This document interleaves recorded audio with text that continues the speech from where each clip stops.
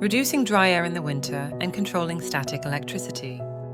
When winter strikes, dry air creeps in, often leading to an increase in static buildup when laminating. But did you know you can significantly reduce dust contamination between your print and your laminate? Static electricity is not merely a personal nuisance. In industries like decal manufacturing, it can cause significant issues, such as dust contamination, which compromises product quality.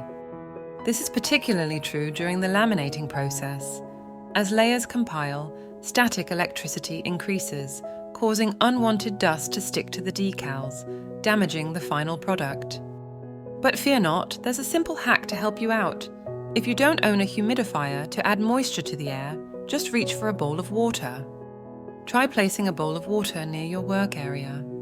As the water evaporates, it naturally increases the humidity, reducing static electricity in the process. You might be surprised at how effective such a simple solution can be. If you have hard floors, use a damp Swiffer mop to remove dust. Never let your laminate or vinyl drag on the floor, as this will attract dust, protect your decals and your money.